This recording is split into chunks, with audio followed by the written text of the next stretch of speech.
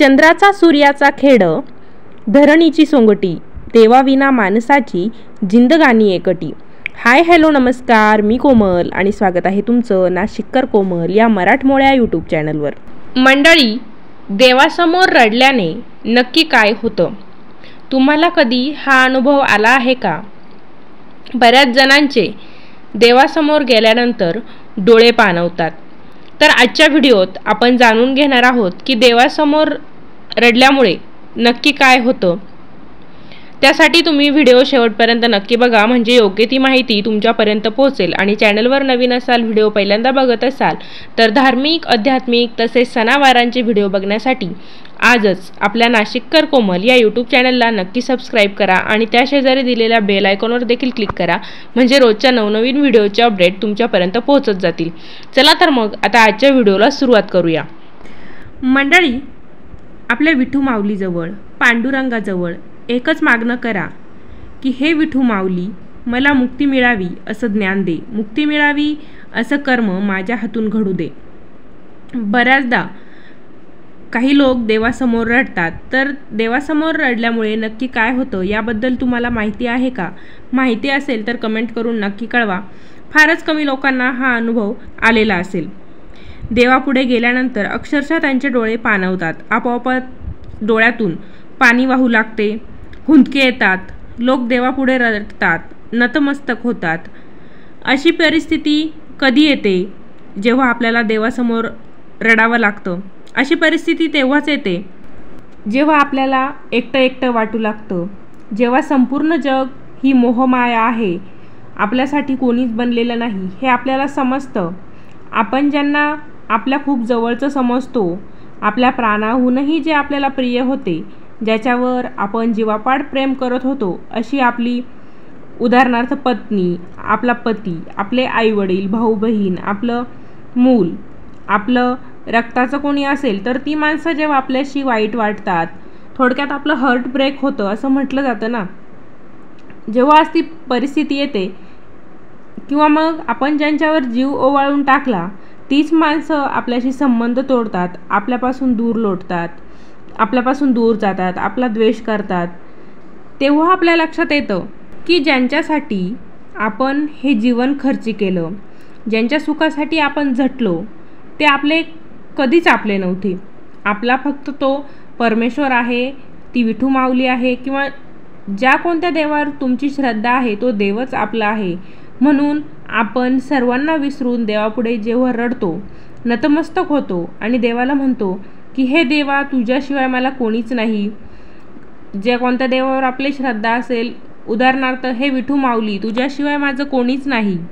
मग ते महादेव असो, स्वामी समर्थ महाराज असो, गजानन महाराज असो, अंबाबाई असो, आई तुळजाभवानी असो, दुर्गा माता असो, सप्तशृंगी माता असो, गणपती बाप्पा असो, ज्या देवावर तुमची श्रद्धा आहे, श्रीहरी विष्णू म्हणजेच नारायण असो, विठ्ठल म्हणजेच विठू माऊली असतील, त्या देवावर तुमची श्रद्धा आहे, त्या देवापुढे नतमस्तक होऊन जेव्हा तुम्ही रडतात, आपोआप तुमच्या डोळ्यातून पाणी वाहू लागतं. तेव्हा तुमच्या तोंडून जो शब्द बाहेर पडतो, तर बाहेर पडणारा प्रत्येक शब्द हा खरा असतो, हे लक्षात ठेवा. त्या बोलण्यामध्ये, त्या प्रत्येक शब्दांमध्ये फक्त आणि फक्त सत्यच असतं, खरेपणा असतो. कारण ते शब्द हृदयापासून बाहेर आलेले असतात आणि हृदयातून बाहेर पडलेले शब्द हे खरेच असतात. असा अनुभव त्याला येतो तो त्या परमेश्वराशी, त्या देवतेशी पूर्ण एकरूप होत असतो. देवाला सर्व काही खरं सांगून टाकत असतो मनातलं. जणू काही तो देव आपली आई म्हणून आपल्याकडे पाहत आहे. ज्याप्रमाणे एखादं मूल जेव्हा रडतं, छोटं मूल असतं बघा, ते एकदम हुंदके टाकून रडतं आणि आपल्या आईला जे काही असेल ते सगळं खरं सांगून टाकतो. आणि मग बाळाची चूक का असे ना, पण आई प्रेम भावनेने पाहत आपल्या मुलाला शांत करते.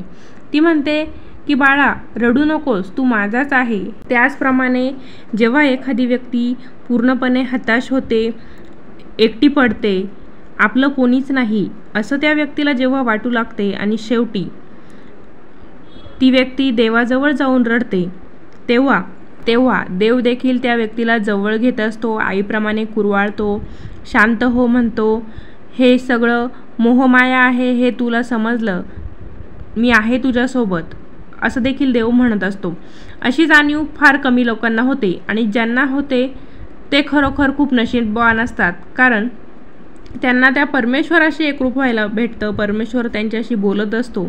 तुमची आई तुम्ही लहान असताना तुम्हाला जवळ घ्यायची, तुम्हाला कुरवळायची, तुमच्यावर निस्वार्थ प्रेम करायची. अगदी त्याचप्रमाणे देव देखील आपल्यावर प्रेम करतो. स्वामी आपल्यावर प्रेम करतात, विठू माऊली आपल्यावर प्रेम करते आणि ही माऊली, हे देव आपल्याला कधीही अंतर देत नाही.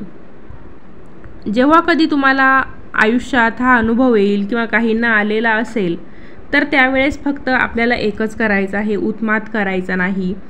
कारण हा अनुभव जेव्हा आपल्याला येतो, आपण आपल्या मागण्या त्या देवाजवळ नक्कीच मांडत असतो आणि त्यावेळेस देव आपल्या मागण्या नक्कीच पूर्ण करत असतो. आणि मागण्या पूर्ण झाल्यानंतर आपण उत्मात करायचं नाही, त्या देवाला विसरून जायचं नाही. ज्याप्रमाणे आपण निस्वार्थ मनाने या अगोदर त्या देवाची सेवा केलेली असते, त्याचप्रमाणे पुढे देखील ती सेवा आपण अविरतपणे चालू ठेवायची असते. कारण देवाने आपल्या वाईट काळात आपली साथ दिलेली असती, आपली मागणी पूर्ण केलेल्या असतात. त्यामुळेच पुढे देखील आपल्याला त्या देवावर तेवढेच विश्वास ठेवायचा आहे, तेवढीच श्रद्धा ठेवायचा आहे. हा अनुभव आल्यानंतर तुम्हाला त्या दुःखातून देवाने सावरल्यानंतर, त्या दुःखातून बाहेर काढल्यानंतर त्या माऊलीला, त्या देवाला आपण विसरून जायचं नाही. मंडळी, आपल्या वाईट काळात आपले आजूबाजूचे लोक जे कधीच तुमचे नव्हते आणि कधी होणारही नाही, मात्र तो देव, ती माऊली आपल्याला नेहमी असं सांगत असते की आजूबाजूच्या प्रत्येकावर प्रेम करा, पण त्यांच्याकडून कोणतीही अपेक्षा आपण करायची नाही. तू फक्त लोकांची सेवा कर, जनसेवा कर, सर्वांचं भलं कसं होईल याचा विचार कर. कोणाबद्दलही आपण वाईट चिंतायचं नाही. तुझे आईवडील, पती पत्नी, मुलं, भावंड अशा सर्वांवरती आपण निस्वार्थ मनाने प्रेम करायचं आहे. गोरगरिबांची देखील आपण सेवा करायची आहे, असंच देव आपल्याला, परमेश्वर आपल्याला प्रसंगांमधून सांगत असतो. आपल्या सभोवती गरजूंना, ज्यांना कोणाला आधार हवा आहे, मदत हवी आहे, अशा प्रत्येकाला आपण मदत नेहमीच केली पाहिजे. हेच देवाचं आपल्याला सांगणं असतं. म्हणजे देव देखील आपल्यावर प्रसन्न राहतो, आपल्या वाईट काळात आपली नक्कीच साथ देतो. जेव्हा आपल्याला एकटं वाटतं, तेव्हा तुम्ही देवासमोर जाऊन बसा, देवाचे 4 शब्द बोला, बघा नक्कीच मन प्रसन्न होईल, हलकं वाटू लागेल. तर तुम्हाला देखील असा देवासमोर रडल्याचा काही अनुभव आलेला आहे का, हे मला कमेंट करून कळवायला विसरू नका. असा होता आजचा व्हिडिओ कसा वाटला हे देखील कमेंटद्वारे कळवा. पुन्हा भेटूया अशाच एका नवीन व्हिडिओसोबत. धन्यवाद.